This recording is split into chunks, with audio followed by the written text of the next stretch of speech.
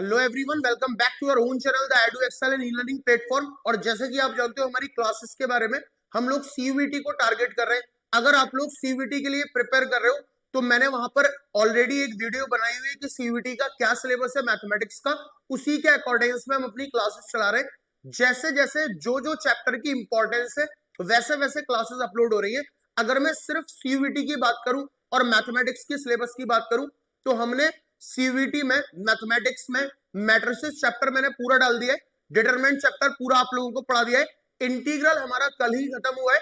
अब हम एक सीरीज से नहीं चल रहे, यानी ऐसा नहीं है कि मुझे इंटीग्रल से पहले डिफरेंशिएशन या कंटिन्यूटी पढ़ाना चाहिए था तो मैं वो पढ़ा था, बल्कि मैं वेटेज के हिसाब से चल रहा हूं। जैसे जैसे मुझे पेपर में दिख रहा है कि इस चैप्टर का वेटेज ज्यादा है, उस हिसाब से मैं यहाँ पर आपको क्लासेस प्रोवाइड करवा रहा हूं। तो इंटीग्रल के बाद जो मैंने एनालाइज किया उसमें मैंने देखा कि जो प्रोबेबिलिटी चैप्टर है उससे अच्छे खासे क्वेश्चन सीयूईटी में पूछे जाते हैं। और प्रोबेबिलिटी जो चैप्टर है वो हमारा एएमयू बीटेक के लिए भी इंपॉर्टेंट है। तो हम यहाँ पर प्रोबेबिलिटी चैप्टर स्टार्ट कर रहे हैं। ओके, जैसे हमारी क्लास रहती है आपको पता ही है, हम क्वेश्चंस बाद में देखेंगे। पहले जो हमारी थ्योरी है वहां पर जो इंपॉर्टेंट चीजें हमें पता होना चाहिए, जो आपको एक क्विक रिवीजन भी दे दे, पहले हम वो पढ़ेंगे। तो बेटा टाइम को वेस्ट ना करते हुए मैं प्रोबेबिलिटी स्टार्ट कर रहा हूं। ओके, तो अगर हम बात करें probability, this is for CUET and AMU BTech. This is for CUET and AMU BTech. Okay, तो प्रोबेबिलिटी हमारा चैप्टर का नाम है और बखूबी आप इस चैप्टर को जानते हो। 9th क्लास से चैप्टर हमारे सिलेबस का पार्ट है probability.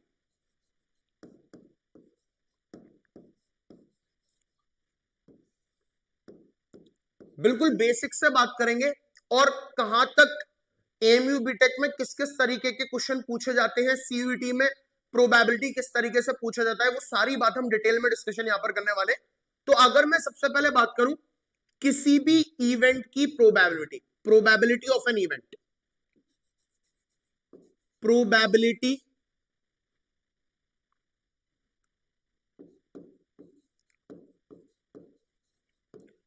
Of an event, probability of an event, किसी भी इवेंट की प्रोबेबिलिटी। ठीक है, तो probability of an event is denoted bye, the probability of an event is denoted by PE। The probability of an event is denoted by PE, यानी P लिखा हुआ है मतलब प्रोबेबिलिटी और ब्रैकेट में E लिखा हुआ है मतलब किसी पर्टिकुलर इवेंट के अकरेंस की प्रोबेबिलिटी की बात कर रहा है ना, यानी वो पर्टिकुलर इवेंट होगा। तो इस बात को हम डिनोट करेंगे, the probability of the occurrence of event is denoted by PE is equal to number of favourable outcome, number of favorable outcome divided by total number of outcome, divided by total number of outcome. Okay, this is the basic structure और basic formula of probability, जिसको हम classical approach of probability भी बोलते हैं कि the probability of occurrence of event will be equal to what, number of favorable outcome upon total number of outcome। ये हमारा बड़ा बेसिक सा फॉर्मूला है। ठीक है, अब अगर मैं यहां बात करूं कि मुझे किसी भी इवेंट के अकरेंस की प्रोबेबिलिटी देखनी है तो वो ये है। ठीक है, PE number of favourable outcome divided by total number of outcome, ये हमारा प्रोबेबिलिटी किसी भी इवेंट के होने की है। अब अगर मैं बात करूं ये प्रोबेबिलिटी तो अकरेंस ऑफ एन इवेंट है, अकरेंस ऑफ एन इवेंट यानी कोई इवेंट होगा उसकी प्रोबेबिलिटी ये है। अगर मैं चाहता हूं कि इवेंट ना हो उसकी प्रोबेबिलिटी क्या होगी, तो द प्रोबेबिलिटी ऑफ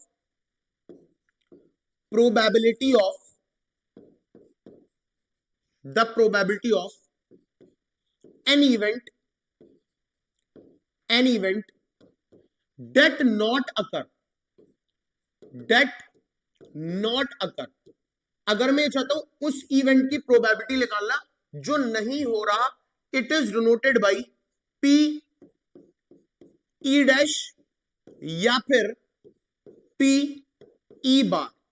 या तो आप उसे पी डैश से डिनोट करोगे, पीई डैश से, या पीई बार से डिनोट करोगे। पीई डैश और पीई बार का मतलब कोई पर्टिकुलर इवेंट नहीं हो रहा, नन अकरेंस। ओके, तो प्रोबेबिलिटी वो पर्टिकुलर इवेंट नहीं हो रहा will be equal to 1 minus probability वो पर्टिकुलर इवेंट हो रहा है। ठीक है, तो पीई डैश की प्रोबेबिलिटी कैसे निकालते हैं? 1 माइनस पीई। यहां से क्लैरिटी और आई कि अगर आप किसी भी इवेंट की प्रोबेबिलिटी को, किसी भी इवेंट के होने की प्रोबेबिलिटी को और उस पर्टिकुलर इवेंट के ना होने की प्रोबेबिलिटी को अगर आप सम करते हो, that will always be equal to 1। वो हमेशा 1 के ही इक्वल आएगा। ठीक है, दिस इज इंपॉर्टेंट। तो ये प्रोबेबिलिटी का हमारा बेसिक स्ट्रक्चर है। अब इसके साथ साथ हमें कुछ इंपॉर्टेंट बातें और याद करनी है, तो प्लीज नोट इट डाउन। उसके बाद मैं अगले स्लाइड पर उन इंपॉर्टेंट बातों का जिक्र करता हूं। ठीक है,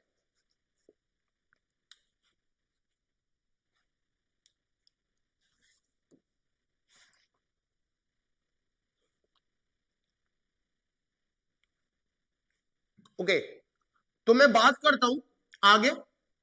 कुछ इंपॉर्टेंट नोट हमें प्रोबेबिलिटी के बारे में पता होने चाहिए। पहली बात तो ये जो अभी अभी मैंने आपको बताई कि किसी भी इवेंट के होने की प्रोबेबिलिटी प्लस उस इवेंट के ना होने की probability will always be equal to 1। Will always be equal to 1। किसी भी इवेंट के होने की प्रोबेबिलिटी और उस इवेंट के ना होने की प्रोबेबिलिटी का सम कितना होता है? The sum will always be equal to 1। Sum हमेशा कितना होगा? 1 होगा। दूसरी बात, किसी भी इवेंट के होने की प्रोबेबिलिटी 0 से बड़ी होगी और 1 के इक्वल होगी। ठीक है, यानी 0 और 1 के बीच में लाई करेगी। आपको कभी प्रोबेबिलिटी के आंसर नेगेटिव में नहीं दिख सकते, यानी प्रोबेबिलिटी नेगेटिव में नहीं हो सकती, क्योंकि अगर नेगेटिव में हो गई तो 0 से छोटी हो जाएगी। और कभी प्रोबेबिलिटी के आंसर 1 से बड़े नहीं हो सकते, जैसे 1.2 1.3 ना। मिनिमम प्रोबेबिलिटी का कम से कम आंसर 0 हो सकता है और मैक्सिमम आंसर किसी भी इवेंट के होने की प्रोबेबिलिटी का 1 हो सकता है। अब यहां कंडीशन क्या है? तीसरी बात, अगर किसी पर्टिकुलर इवेंट की प्रोबेबिलिटी 0 हो जाती है, then the event is impossible event. Then the event is impossible event. On the other hand, अगर किसी भी इवेंट के होने की प्रोबेबिलिटी 1 हो जाती है, then the event is sure event. Then the event is sure event. Okay, अगर किसी भी इवेंट के होने की प्रोबेबिलिटी 0 हो रही है, यानी probability of a particular event is 0, तो आप उस इवेंट को बोलोगे कि वो आपका इम्पॉसिबल इवेंट है। और अगर किसी भी इवेंट की प्रोबेबिलिटी 1 हो रही है, तो आप उस इवेंट को बोलोगे कि इवेंट कैसा इवेंट है? श्योर इवेंट है। अदरवाइज जनरली प्रोबेबिलिटी के आंसर 0 और 1 के बीच में मिलेंगे, जैसे 0.12 0.26 0.94 एंड सो ऑन। ठीक है, 0 से छोटा नहीं होगा, नेगेटिव में नहीं होगा, मिनिमम 0 हो सकता है। और अगर प्रोबेबिलिटी किसी भी इवेंट की 0 हो जाती है, तो आप बोलोगे कि वो पर्टिकुलर इवेंट आपका इम्पॉसिबल इवेंट है। अगर किसी भी इवेंट की प्रोबेबिलिटी 1 हो जाती है, तो आप बोलोगे वो इवेंट आपका श्योर इवेंट है। तो इतनी बातें हमें बेसिकली प्रोबेबिलिटी के अंदर आनी चाहिए, यानी this is the basic structure of probability. अब अगर हम क्वेश्चंस पर आते हैं, तो प्रोबेबिलिटी में जनरली हमारा जो क्लासिफिकेशन है वो 3 टाइप से है। हमें डाइस बेस्ड क्वेश्चन मिलते हैं, हमें कॉइन बेस्ड क्वेश्चन मिलते हैं, और हमें कार्ड बेस्ड क्वेश्चन मिलते हैं। ओके, तो उसका हम डिटेल में डिस्कशन करेंगे। सबसे पहले मैं आपको बताऊं, हम कॉइन बेस्ड प्रोबेबिलिटी पढ़ना चाहते हैं। ठीक है, coin based probability, coin based probability.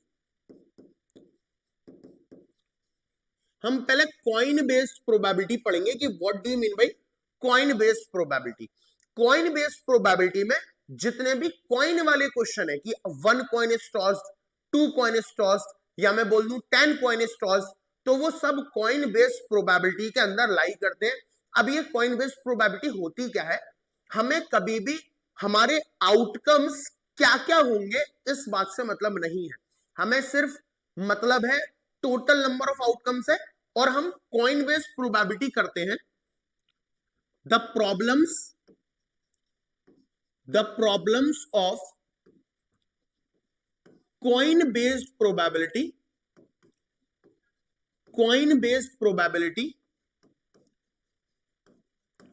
can easily be solved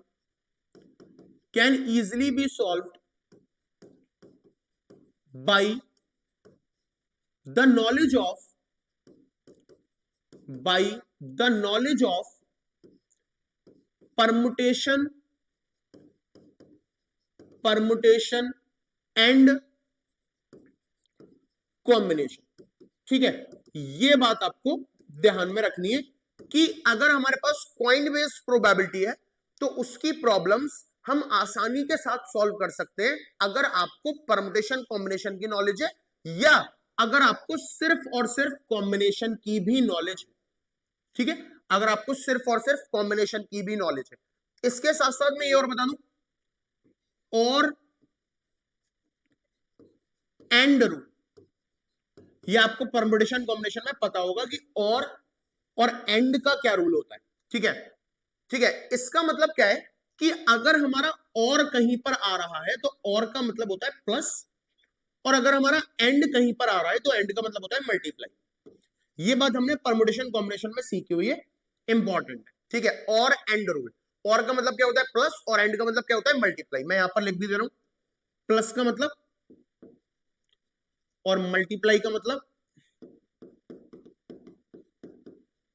ठीक है, अभी मैंने आपको क्वेश्चन नहीं दिखाया है, अभी सिर्फ इतना बताया कि अगर हमारा कॉइन बेस्ड प्रोबेबिलिटी है तो उसके क्वेश्चन हम आसानी के साथ सॉल्व कर सकते हैं अगर आपको परमुटेशन एंड कॉम्बिनेशन की नॉलेज है, या आपको सिर्फ कॉम्बिनेशन भी अगर आता है तो आप आसानी से सॉल्व कर लोगे।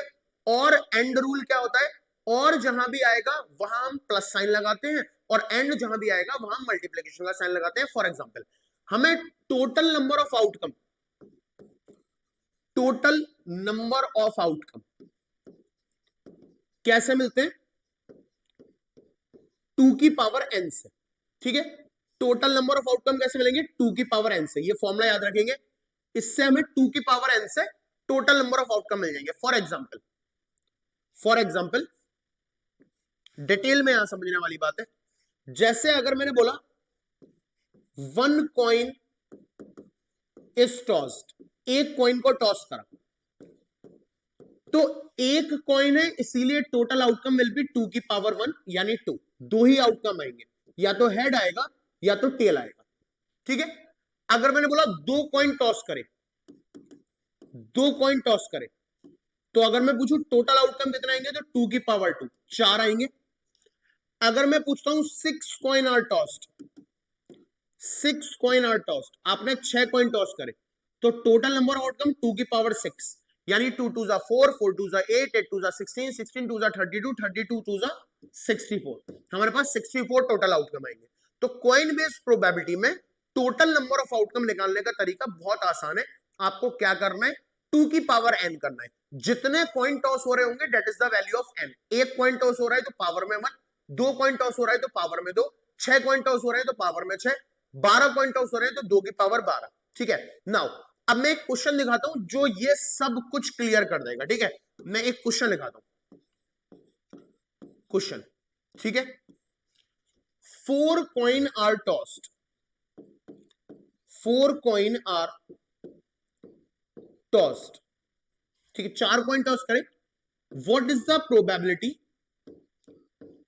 What is the probability, what is the probability of getting,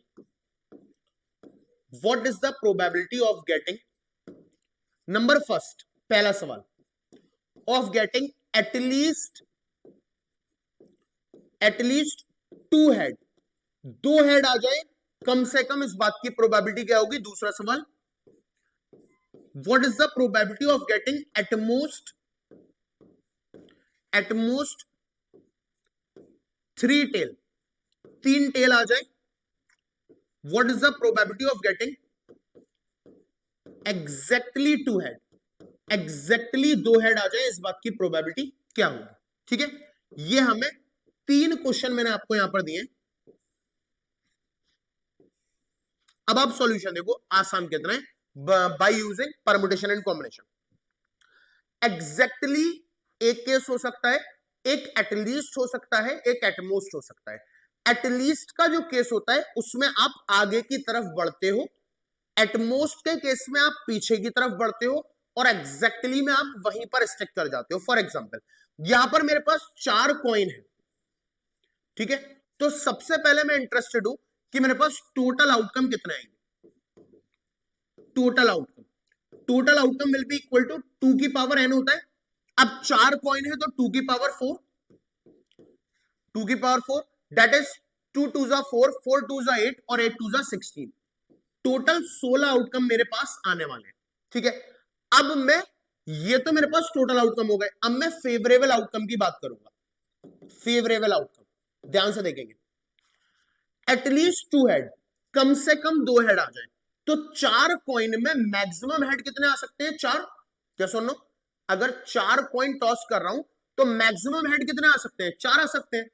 head head head head, यही तो आ सकता है मैक्सिमम हेड, 5 तो आ नहीं सकते। तो 2 हेड मुझे कम से कम चाहिए, 2 से ज्यादा हो जाए वो भी मुझे चलेगा। ओके, तो एटलीस्ट में आगे की तरफ बढ़ते हैं, एटलीस्ट में आगे की तरफ जाते हैं, कम से कम 2 हेड चाहिए, मैक्सिमम 4 आ सकते हैं, तो 4C2, ठीक है। अब 2 से ज्यादा हेड भी मुझे चलेंगे, यानी 4C, 3 हेड भी चलेंगे, 4 भी चलेंगे, 4C4, 5 ले नहीं सकते, 4C5 नहीं कर सकते, क्योंकि मैक्सिमम हेड हमारे पास अवेलेबल 4 ही है। तो एटलीस्ट के केस में कहने का मतलब है आगे बढ़ते हैं, 2 हेड कम से कम चाहिए, तो 4C2, 4C3, 4C4, या तो ये या तो ये या तो ये, और वाला केस है, डेट्स वाई प्लस आया। वैल्यू देखते हैं, what is the value of 4C2? 4C2 होता है 4 3 1 2, 2 2 जा 4, 3 2 जा 6। 4C3, 4C3 की वैल्यू 4C1 के बराबर होगी, डेट इज 4, और 4C4 एनसीएन इज 1। 6 और 4 10 और 1 11, फेवरेबल आउटकम हमारे कितने आ गए? फेवरेबल आउटकम 11 आ गए। तो प्रोबेबिलिटी इस पर्टिकुलर इवेंट की, जिसको मैं ए बोल रहा हूं, इसकी प्रोबेबिलिटी क्या हो जाएगी? फेवरेबल आउटकम कितने हैं? 11, और टोटल आउटकम कितने हैं हमारे पास? 16। तो 11/16 हमारा इसका आंसर हो गया, ठीक है, 11/16 हमारा इसका आंसर हो गया। यहां आ जाओ, एटलीस्ट में आगे बढ़ रहे थे, एटमोस्ट में पीछे बढ़ते हैं, पीछे की तरफ, ठीक है, एटमोस्ट में पीछे की तरफ बढ़ते हैं, ठीक है। एटमोस्ट 3 टेल, ज्यादा से ज्यादा 3 टेल आ जाए, तो मैक्सिमम टेल कितने आ सकते हैं? 4, क्योंकि 4 कॉइन है भाई, जितने कॉइन होंगे उतने ही मैक्सिमम हेड और उतने ही मैक्सिमम टेल। अब मुझे कितने चाहिए? 3, तो 4C3। अब आगे नहीं बढ़ेंगे, जैसे इसमें तो आगे बढ़ रहे थे, एटमोस्ट में पीछे आएंगे, 4C3 या फिर 4C2 या फिर 4C1 या फिर 4C0। एटमोस्ट में पीछे बढ़े, 3 से स्टार्ट करा 4C3, कम करा 4C2, कम करा 4C1, कम करा 4C0, ज्यादा से ज्यादा, ठीक है। 4C3, 4 में से 3 गए, 4C1 that is 4। The value of 4C2 मैंने यहां पर कैलकुलेट करी थी, 4C2 कितना होता है? 4C2 इज 6, 4C1 अगेन 4, और NC0 इज n, यानी 4C0 इज 4, ठीक है। ये कितना हो गया? 6 4 10 14 15 16 17 18, अरे 4 NC0 0 होता है, NC0 कितना होता है? भूल गया मैं, 4C0 यानी n फैक्टोरियल, और n फैक्टोरियल 4 - 0 4 फैक्टोरियल और 0 फैक्टोरियल, 0 फैक्टोरियल इज 1। हाँ, NC0 1 होता है, 1 होता है, तो 4C0 कितना हो गया हमारे पास? 1 हो गया। तो 6 4 10 11 12 13 14 15, ये आया हमारे पास 15, ठीक है। 6 और 4 10 14 15, तो फेवरेबल आउटकम 15 आ गए। यानी इसका answer probability of B will be equal to favourable outcome 15 और टोटल आउटकम कितना आए थे हमारे पास 16, 15/16, ये हमारे पास इसका आंसर हो गया। ठीक है, समझना क्या है, एटलीस्ट में आगे बढ़े, एटमोस्ट में पीछे है, एग्जैक्टली में वहीं रहेंगे, मुझे एग्जैक्टली 2 हेड चाहिए, मैक्सिमम 4 हो सकते हैं, तो ये आ गया 4C2, the value of 4C2 is 6, यानी प्रोबेबिलिटी इस पर्टिकुलर इवेंट की हो गई 6/16, दैट इज 2 3 6 और 2 8 16, 3/8। ठीक है, तो ये होते हैं हमारा coin based question. The topic is known as coin based probability, जिसमें टोटल आउटकम 2 की पावर n से लिख लेंगे, फेवरेबल आउटकम कॉम्बिनेशन की हेल्प से लिख लेंगे, और का मतलब होता है प्लस, और एंड अगर आता है उसका मतलब होता है मल्टीप्लाई, प्लीज नोट। ठीक है, this is coin based probability, बेटा इसको नोट करेंगे, this is coin based probability. अब मैं बात करता हूं कॉइन बेस्ड के बाद डाइस बेस्ड प्रोबेबिलिटी की।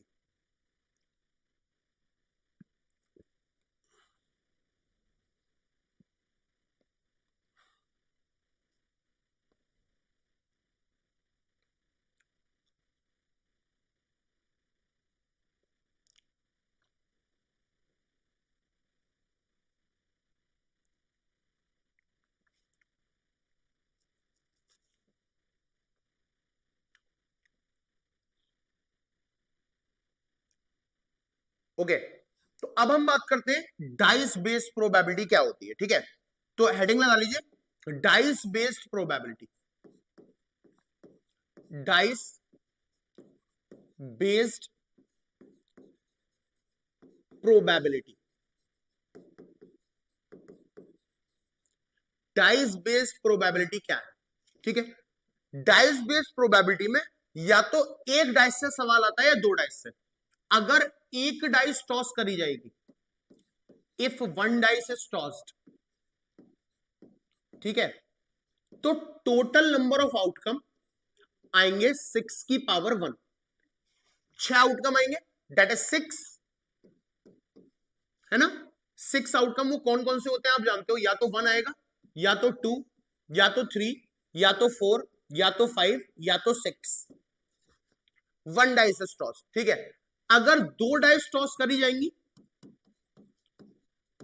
2 डाइस इज टॉस्ड, तो टोटल आउटकम आएंगे। अब देखो यहां पर डाइस 2 हो गई, तो 6 की पावर 2, 6 6 36, 36 आउटकम आएंगे। वो 36 आउटकम कैसे दिखेंगे, ऐसे 1,1, 1,2, 1,3, 1,4, 1,5 और 1,6।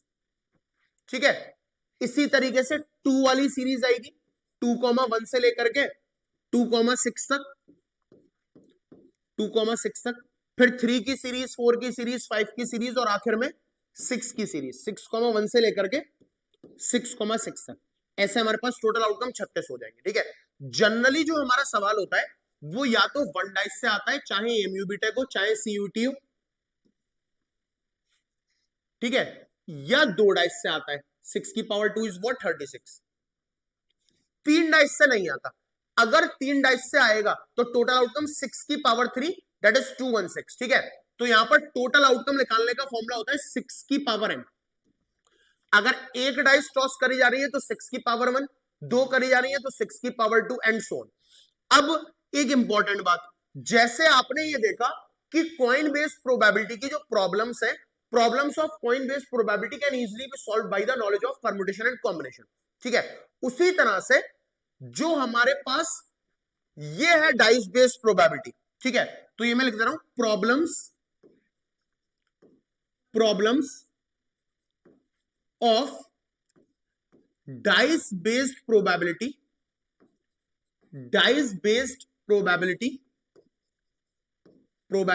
can easily be solved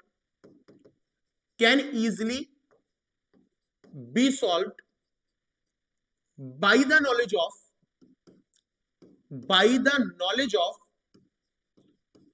set theory, by the knowledge of set theory. Set theory की नॉलेज से हम डाइस बेस्ड प्रोबेबिलिटी के प्रॉब्लम्स को सॉल्व कर सकते हैं। क्या क्या नॉलेज होनी चाहिए, जैसे हमने एक फॉर्मूला पढ़ा था इसमें number of element in A union B, number of element in A union B, that will be equal to number of element in A plus number of element in B minus number of element in A intersection B. ये set theory में हम formula पढ़ चुके हैं। यही formula probability में ऐसा दिखता है, probability of A union B is equal to probability of A plus probability of B minus probability of A intersection B. ठीक है, हम प्रोबेबिलिटी के टर्म में देख रहे हैं, तो probability of A union B will be equal to what, probability of A plus probability of B minus probability of A intersection B. ठीक है, अब यहां पर ये जो ए और बी है वो दो इवेंट्स हैं, A and B are two events, A और बी हमारे पास दो इवेंट्स हैं। ठीक है, अब यूनियन की प्रोबेबिलिटी निकालनी है, पता कैसे पड़ेगा? Probability of A union B का मतलब है कि हमसे पूछ रहा है प्रोबेबिलिटी ऑफ ए और बी। ठीक है, ये यूनियन का मतलब है। अगर आपको दो इवेंट देता है और पूछता है प्रोबेबिलिटी ऑफ ए और बी बताओ, यानी वो probability of A union B मांग रहा है। ठीक है, या तो ए हो जाए या तो बी हो जाए। Probability of A intersection B का मतलब होता है probability of A and B, यानी प्रोबेबिलिटी ए की एंड, यानी ए भी हो और बी भी हो। या सुनो, ये ओ आर वाला और नहीं है, ये हिंदी वाला और है, ये हिंदी वाला और है, और यानी प्रोबेबिलिटी ए की भी हो एंड और बी की भी हो वाला और है। ठीक है, अगर वो और ओ आर वाला बोल रहा है तो मांग रहा है प्रोबेबिलिटी ए की या फिर बी की। या सुनो, अगर वो पूछ रहा है कि प्रोबेबिलिटी बताओ, दो इवेंट है और भी, बोला है प्रोबेबिलिटी बताओ ए की या फिर बी की, तो वो यूनियन मांग रहा है। अगर वो कह रहा है probability A and B, then intersection की मांग रहा है। फॉर्मूला हम ये यूज करेंगे। ठीक है, एक हमारा बेसिक फॉर्मूला और क्या है इसमें, probability of A minus B will be equal to probability of A minus probability of A intersection B. Probability of A minus B क्या होता है? Probability of A minus probability of A intersection B. Probability of A minus B का मतलब है कि probability of only ए मांग रहा है, ओनली ए, सिर्फ ए की प्रोबेबिलिटी को हम बोलते हैं probability of A minus B, है ना। और पहला फॉर्मूला ये, दूसरा कम से कम ये, और तीसरा ये, अगर प्रोबेबिलिटी बी माइनस ए की मांग रहा है, that is probability of B minus probability of A intersection B. ठीक है, इसका मतलब है प्रोबेबिलिटी ऑफ ओनली बी, इसका मतलब है प्रोबेबिलिटी ऑफ ओनली बी, सिर्फ बी की प्रोबेबिलिटी बताओ। Again there is a huge difference between probability of A and probability of only A. अगर वो आपसे प्रोबेबिलिटी ऑफ ए मांग रहा है तो वो सिर्फ पी ए की बात कर रहा है, लेकिन अगर वो प्रोबेबिलिटी ऑफ ओनली ए लिख देता है तो वो प्रोबेबिलिटी ए माइनस बी की मांग रहा है। अगर वो प्रोबेबिलिटी ओनली बी लिख देता है तो वो प्रोबेबिलिटी बी माइनस ए की मांग रहा है, that is probability of B minus probability of A intersection B. तो प्रोबेबिलिटी के जनरली दो डाइस वाले क्वेश्चन में जनरली हम इन का यूज कर लेते हैं। तो प्लीज नोट इट डाउन, एक मैं क्वेश्चन करके दिखाता हूं ताकि आपको क्लैरिटी आ जाए। ठीक है, जल्दी से इसको नोट करेंगे, फिर मैं एक क्वेश्चन की तरफ मूव करता हूं। ठीक, जल्दी से बेटा तीनों फॉर्मूले को नोट करेंगे।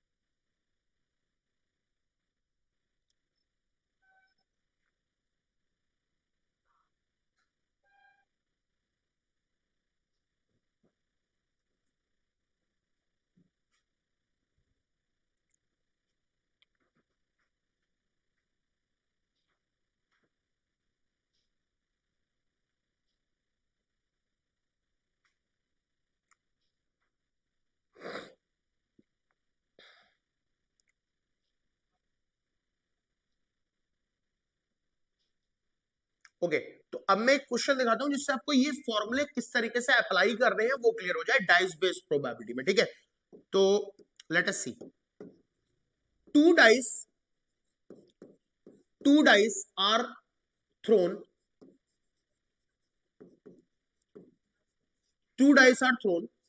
find the probability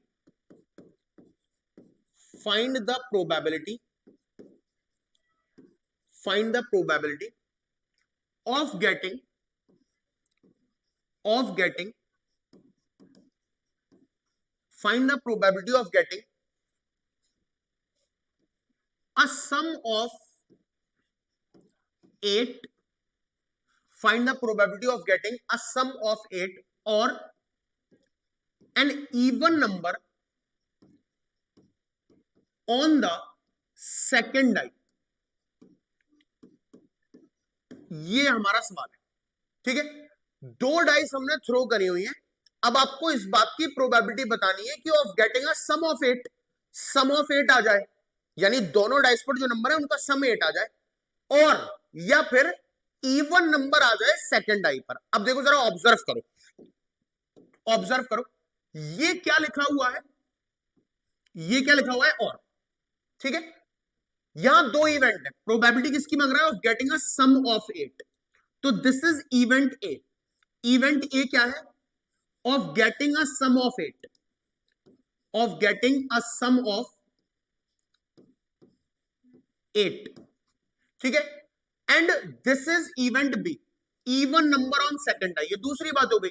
this is B, B is what, even number on second die, दूसरी वाली डाई पर हमें इवन नंबर मिल जाए, ठीक है। और बीच में लगा हुआ है और, ये इवेंट ए हो गया, ये इवेंट बी हो गया, बीच में क्या लगा हुआ है और का मतलब होता है यूनियन।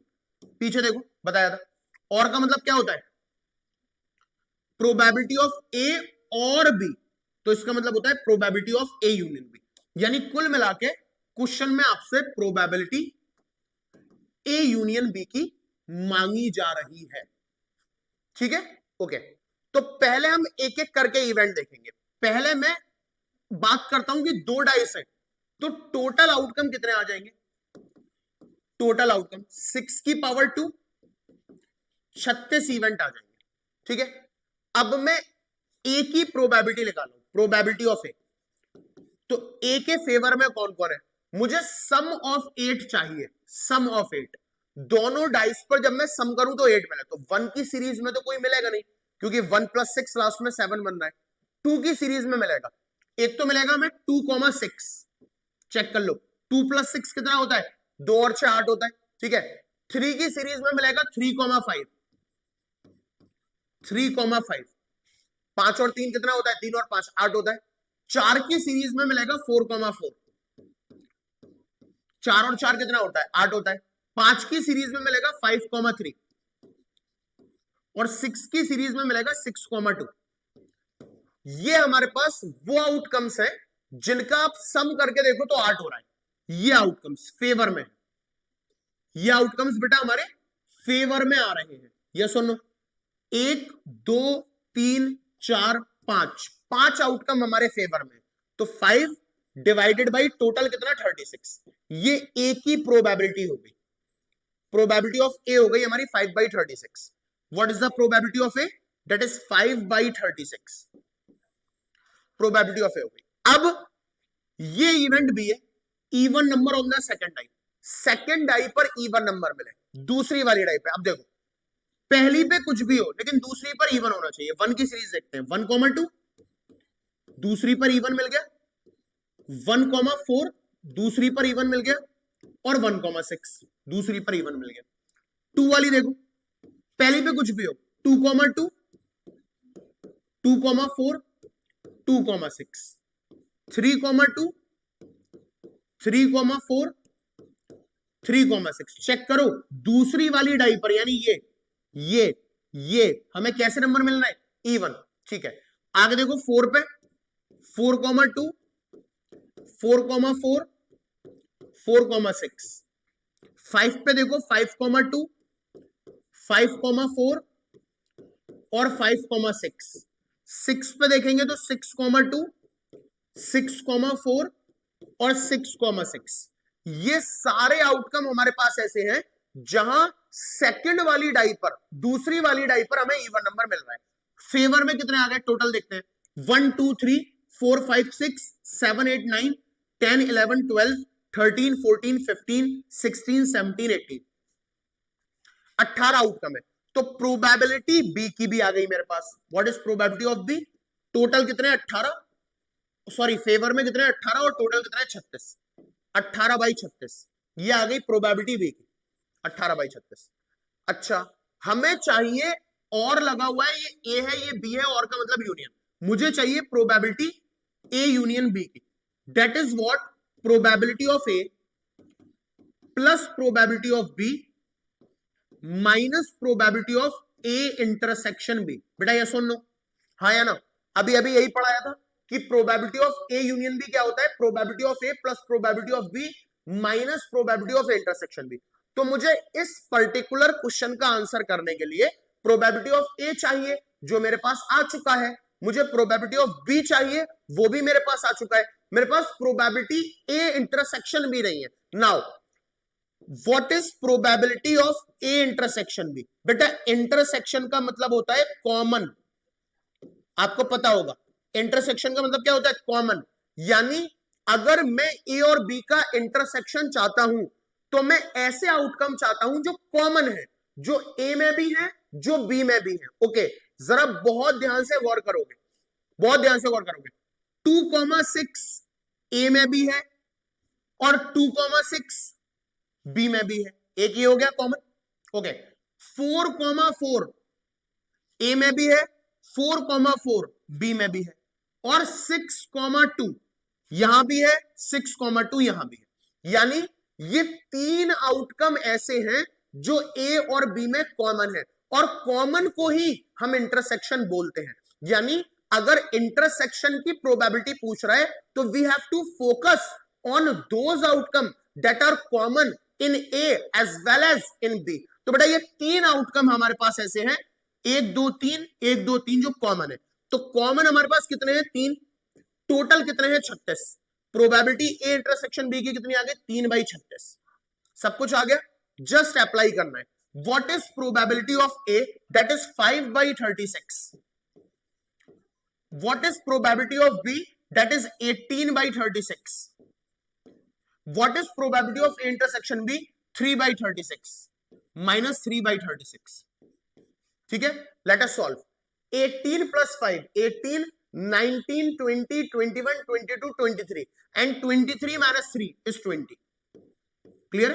या ऐसे कर लो, 5 माइनस 3 इज 2 और 18 और 2 20, 20/36। That is 4 5 are 20, 4 9 are 36। Answer is 5/9। What is our answer? Answer is 5/9। तो इसका answer probability of A union B will be equal to 5/9 होना चाहिए। ओके, तो मुझे उम्मीद है कि आपको ये समझ में आया होगा बहुत अच्छे से। तो ये बात याद रखेंगे छोटी सी, इसका बेटा नोट भी करेंगे इसको, कि अगर अभी तक हमने इस क्लास में दो चीजें देखी, या तो हमारा कॉइन बेस्ड प्रोबेबिलिटी होगा।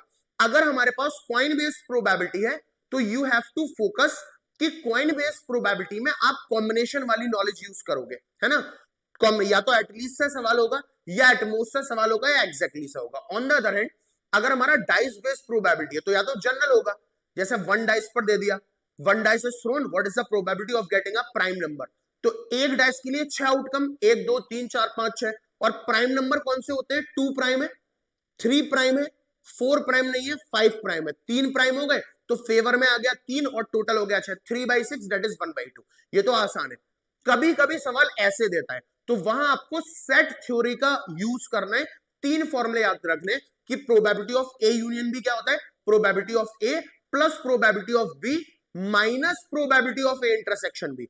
अब पहचानेंगे कैसे यूनियन की प्रोबेबिलिटी निकालना है, ऐसी लैंग्वेज होगी। और this is event A, this is event B, बीच में और लगा है। ओके, और यह बोलेगा what is the probability of only A, सिर्फ ए की प्रोबेबिलिटी बताओ। मतलब वो प्रोबेबिलिटी ए माइनस बी की पूछ रहा है, मैंने यहां लिखा भी है, मतलब वो प्रोबेबिलिटी ए माइनस बी की पूछ रहा है, that is probability of A minus probability of A intersection B.